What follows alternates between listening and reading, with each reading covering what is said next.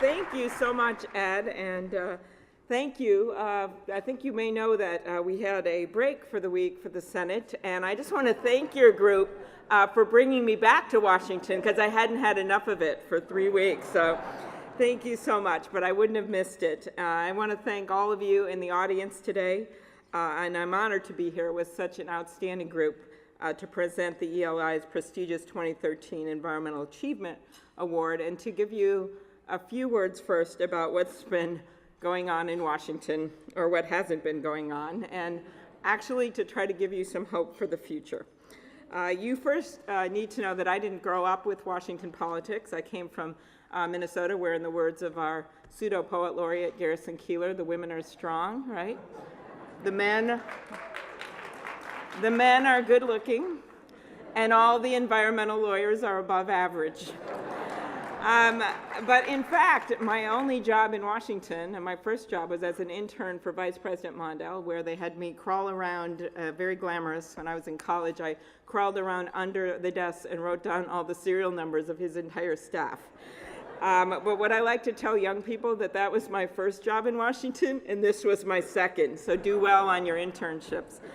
And then actually my only official visit to Washington before I came to the Senate was when I was the elected prosecutor in Hennepin County, and I still remember I got to go when Bill Clinton introduced the hate crimes bill and had this big event at the White House, and somehow at the last minute I got to introduce him because of some work I'd done on the topic, and I was standing outside of the East Room and had never even been in the White House, not even on a tour. And the band was there, and they played that Hail to the Chief, you know, da, da, da, da. And I just start walking in to where I'm supposed to go on the stage, and all of a sudden I feel this big hand on my shoulder, and this voice says, "I know you're going to do great out there, but when they play that song, I usually go first." That was true. That was my first official visit to Washington, D.C. So then I came to the Senate in 2006, ready to get things done. And actually, we worked really hard. I was in that group with Ted Kennedy that tried to get the first immigration bill done, and I feel really good about what the Senate did just now, the last few months. But it's been not the easiest time to be in Washington. And I'm someone, my Republican friends here know, who always tries to work across the aisle. 2/3 of the bills that I have led have been with Republicans. But I was not quite prepared for what we saw in the past month. People who were denying that we even had to pay our bills, people who were using this government shutdown, it appeared at first, for a partisan poison pill of messaging. And I think in the end, there was chaos, but in the end, there may be opportunity. Part of it was the 14 of us in the Senate that came together under Susan Collins' leadership. 6 Democrats, 1 independent, 7 Republicans. Is that someone from Maine? Very good. While in the end, Senator Reid, Senator McConnell negotiated the final deal, a lot of the elements that we talked about in that group, and clearly those were 7 Republicans, they needed to get it done, were in the final agreement. You may have heard that half of the people in that group were women. I would note that we now have 20 women in the Senate. We're very good friends. I just had them all over to a Minnesota potluck dinner at my apartment a few weeks ago, but every single woman in the Senate voted for that compromise, just to give you a sense of the women. This is our record point, not our high water mark. I did notice, and I noted in a tweet a few months ago, that for the first time in the history of the United States of America, we actually had a traffic jam in the women's senator's bathroom. But so this is a sea change, and I think you're going to see more of that leadership in the months to come, with Patty Murray heading up the Budget Committee in the Senate, and Barbara Mikulski heading up the Appropriations Committee. I personally think it makes a difference. So what did this agreement do? Well, it bought us some time to negotiate something a little more substantive as we look at the sequestration cuts coming up in mid-January. And a lot of people say, oh, you kicked the can down the road, but I'm not sure people realize that if we just kicked the can down the road for a year, those sequestration cuts would take effect, which are, of course, on 20% of the budget. 70% of the debt reduction we've done so far, $2.4 trillion, is in the cut area, where most of the, even most conservative debt commissions have come out and said it should be about a 2-to-1 ratio, 3-to-1 ratio. And so we have an opportunity now by having this deadline of January 15th of actually looking for some reform to some of the government programs, to look at some potential loopholes revenue, so we can have a more balanced approach going forward on the budget. So it was not the easiest time. I will say it was better than New Year's Eve. That was my personal low point, where there you are, midnight, and I turn to my left and I see Harry Reid, and turn to my right and see Mitch McConnell, every girl's dream, the stroke of midnight. And I thought that moment was going to be the low point, but no, we had the last month. Now, let me just tell you some of the reasons I think we can come out of this, and I'm going to get to the environmental and energy repercussions of this as well, and why I think there may be some opportunities here. First of all, you have, for the first time, in a very big, explosive way, some of the moderate Republicans and others in the Republican Party that have been willing to speak out. You have the chamber talking about challenging some of the Tea Party people. You have people taking on people like Ted Cruz. I noted at the Gridiron speech I gave a few months ago that in this town, when we hear about a bad cruise, we don't know if it's Carnival or Ted. But we have, okay, that's the only really political joke I'm going to make, okay? So just like deal with it. I'm sorry, you Texans, sorry. But the truth is, when you look at what happened here, you had John McCain on TV calling this the height of foolishness. You had Karl Rove commissioning a poll showing that 58% of independents thought that you shouldn't shut down the government over the Affordable Care Act. You know something's up when that is going on. The palpable anger of the American citizens can be felt not only in these public opinion polls. There's another one came out today, but I don't think you need a poll to hear what I hear when I was out in Fargo this morning with Senator Hoeven. When you hear citizens just say, we're so glad you guys are doing an event on the Farm Bill together, thank you. Or you hear people at a food bank in Minneapolis saying, look, we have people that don't have enough food, that are hungry, why can't you get your act together? People are just sick and tired of members of Congress who are standing in the opposite corners of the boxing ring throwing punches. And I would say this is especially true in my state, where we are down to 5.1% unemployment.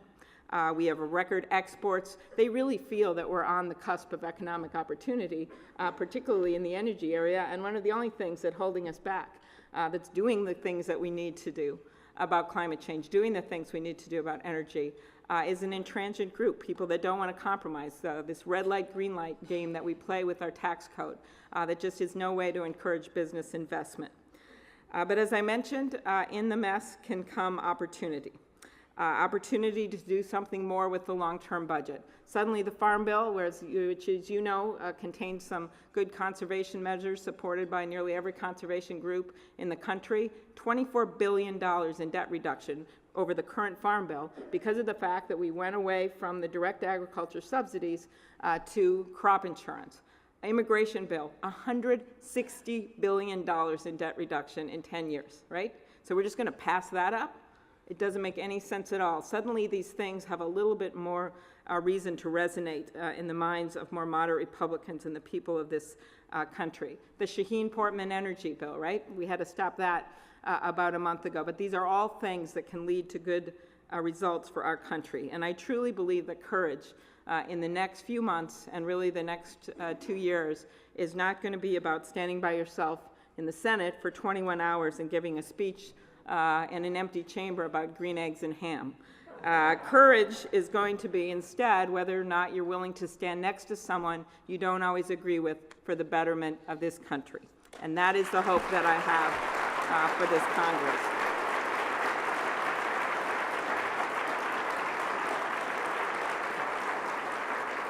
Now, when it comes to energy and environmental policy, I think you've seen this gridlock before. Many of you in this room say, yeah, well, what we saw in the last few weeks we've been seeing forever, even for the simplest changes to environmental policy. As was mentioned, I worked early on in Kent Conrad's group, the Bipartisan Energy Group. We were stymieing in our efforts, and I think our nation has had many missed opportunities in the last decade or so. I'd say, I'll point to a few of them, bipartisan in my approach. The first would be immediately after 9/11. Certainly invading Afghanistan and combating terrorism were the top priorities. But I still believe in my heart of hearts that if President Bush had seized that moment with the American people behind him and stood up and said, you know what, we need to make our nation truly independent from the countries involved, and made a new case for American energy policy, I truly believe that 80% of the people would have said, sign me up. Okay, that didn't happen. We're not clapping because it didn't happen. The second moment was more of Congress's fault. It was during the summer of 2008. I was there on the floor. We did take action, as was mentioned, to raise gas mileage standards. By the way, that's a moment I'll never forget, that press conference. One of the more senior members of the Senate was there, and I stood up and I said, this is so great to be involved in this effort. It was my first press conference. I said, we haven't raised the gas mileage standard since I was in junior high. And the next member stood up and said, I was here when that happened. Okay, so I'm not doing that again. But so we did do something back at that time. And we also made energy efficiency improvements for consumer goods. You remember that? Policies that I like to call building a fridge to the next century. But it's hard to make environmental jokes, you know. So, but we didn't make the same kind of progress on a comprehensive energy and environment plan like we should have at that time. And I still remember we were one vote short of beating the filibuster on a national renewable energy standard. Third moment was when President Obama first came into office. I remember he met with the Democrats. He wanted to move forward immediately on a renewable energy standard then. As I mentioned, we had been only one vote short in the past. And for some reason, the decision was made not to do that. I actually think that it would have had wings. We would have been able to get that done. I think a decision might have been made that we should do something bigger, which was right. But unfortunately, all the eggs went into that basket. And while I supported, as was noted, cap and trade, given the state of the economy at that time and given the resistance we encountered, it didn't pass. I also like to always think of the name. I think everyone thought it was okay because my friend Senator McCain supported it when he was running for president. But that name, cap and trade, I'm telling you, I'd be in parades in northern Minnesota and people would yell, no on trade, no on caps. Like it didn't really resonate with people at all. And as I think as we look forward, we have to look less inside the bubble of Washington and what appeals to people when you want to make environmental policy and more outside. We know we all have challenges ahead. Look at the stories today about the smog in northern China, where they've literally had to cancel all their flights, where people can't even get on public transportation, where they've had a 30% increase in visits to the emergency room, where my friend here at my table from the Dan from the Health Effects Institute said they only have 200 people in their equivalent of the EPA. We have challenges internationally and we have challenges here. But let me just give you some hope of how I think we have a roadmap of doing something pragmatic to get our country to where we need to be. My first reason to be optimistic is Gina McCarthy at the EPA. I think that Lisa Jackson, I will note, did a fine job as EPA secretary, and now in the second administration, we have Gina, and I think you look at her background working with Republican governors, her reputation among business leaders as being tough but fair, and her experience navigating the ways of Washington make her well suited to look at some of these bigger picture issues.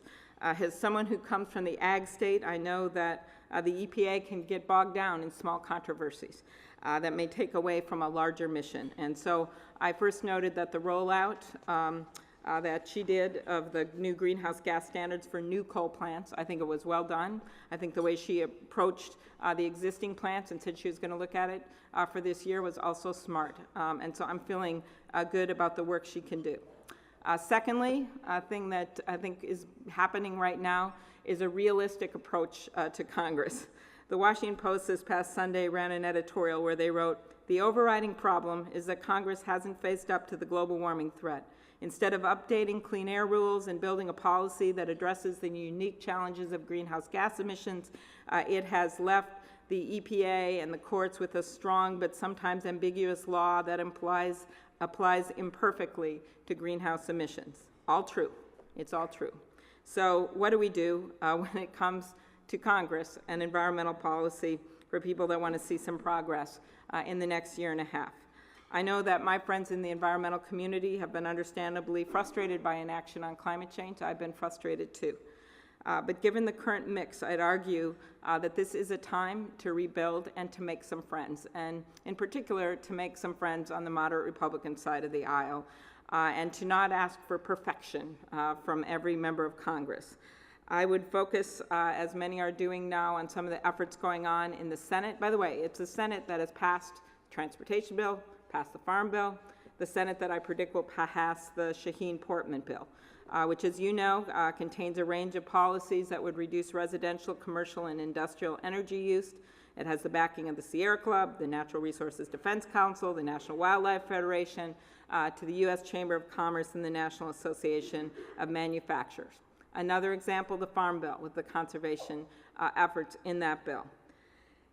This leads to my third reason for hope, and that is that there are a lot of businesses out there that have realized that they can't afford the pure cost of the old way of doing things. More and more businesses are seeing the good in going green, whether it's Walmart and its huge push toward energy efficiency, or companies like Whole Foods and IKEA that are equipping their roofs with solar panels. Target, that's my hometown company, so I couldn't do Walmart and not do Target. Using LED lights equipped with motion detectors so their freezer cases light up only when a customer is nearby. Apple, working toward a goal of getting 100% of its energy from renewables. Unilever, adopting the sustainable food production practices of Ben & Jerry's ice cream when it bought the company in 2000. And it's encouraging also to see a group of more than 100 large companies, including several in my state, Cargill, General Mills, Best Buy, 3M, all in my state, come together. We are second per capita for Fortune 500 companies. The first is Connecticut, and they're like the size of an iceberg. So, but these companies have come together to create the Sustainability Consortium to improve the sustainability of their supply chains. Along those same lines, we're going to hear tonight from our honoree about what they've done in California to make and partner with business and government. Again, all giving me hope. Fourth reason to be positive is that there are some current economic policies, both on the federal and state level, that are working and that are moving us in the right direction, as well as market changes. I've been frustrated, as I mentioned, by our inability to move forward on federal legislation. But what we have done is done a great job of actually reducing our dependence on foreign oil. Between 2005 and 2012, it has dropped from 60% to 40%.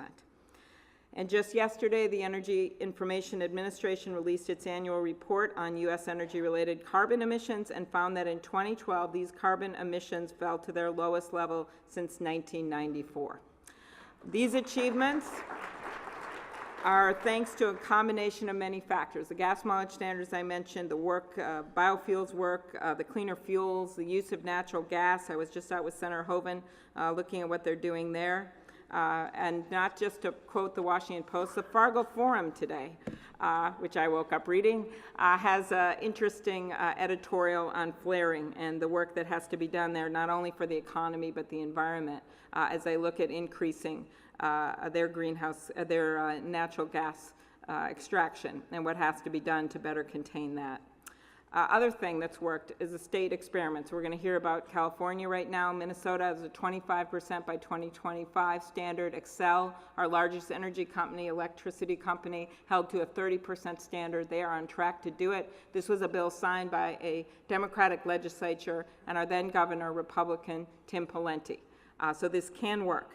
It was Supreme Court Justice Louis Brandeis who said that the states are the laboratories of democracy. And we've certainly seen that right now with our energy and environmental policy. But the problem is that you need a functioning national democracy to have the states be truly the laboratories of democracy. So I am hopeful that once we get to this point of compromise, that I truly believe in my heart we're going to get to, that the states will be again useful models in the environmental and energy areas for how we can get this done. So that leads me to our award winners tonight, because they are all about how we can get this done. These two men understand that yes, this is about environmental and energy policy, but it's also about jobs, it's about economic growth, and it's about national security. In the effort to combat global climate change and bring new energy solutions to our country, few people have fought as tirelessly and passionately as Tom Steyer and former Secretary of State George Shultz. Working together, they led a dynamic coalition of business, labor, environmental, and community groups to defeat a California ballot proposition to repeal AB 32, which is California's Global Warming Solution Act, the most significant state program to reduce CO2 emissions and reduce global greenhouse gas emissions. Thanks to Shultz and Steyer's work, AB 32 was soundly defeated by California voters. And the coalition that they founded, Californians for Clean Energy and Jobs, is now helping to lead the way in the promotion of renewable energy jobs, projects, and businesses in California and around the nation.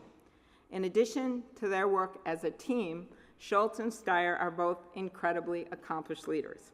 As Ronald Reagan's Secretary of State, Secretary Shultz helped secure the Montreal Ozone Protocol. While serving in the Nixon and Ford administrations, he helped create the Environmental Protection Agency and played a key role in developing U.S. energy policy during the OPEC oil embargo. Still going strong at the age of 93. Sounds pretty good, huh?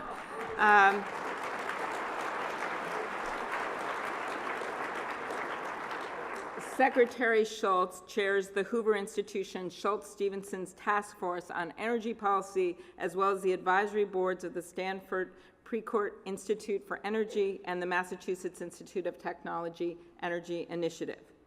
Our other honoree tonight, Tom Steyer, founded the global equity management firm Fairlawn Capital Management with his wife, Kat Taylor. He and his wife also created the Tomcat Center for Sustainable Energy and the Steyer-Taylor Center for Energy and Finance, both at Stanford University. Tom established the Yale University Energy Sciences Institute to conduct cutting-edge research on clean energy and the environment. Notably, Tom has given the Giving Pledge, a promise to donate the majority of his wealth to charitable nonprofit purposes. A major part of his pledge has gone to address global climate change.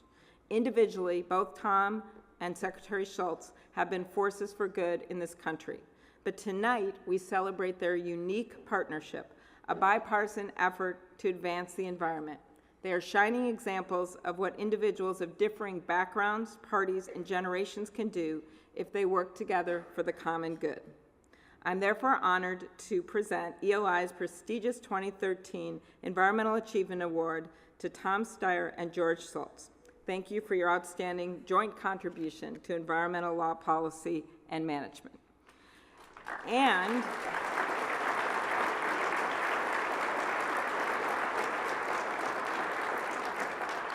we have a special treat for you. Although Secretary Shultz could not be here today, he has given us a great gift. ELI President John Cruden and board member Jose Allen traveled to Stanford and videotaped a conversation with this extraordinary man. The entire conversation lasts an hour. I thought I would pause then. No, okay. But it will be posted on the ELI website. Right now, we have a short excerpt of John's conversation with the secretary, which we will show you now before Tom comes to the podium. Thank you.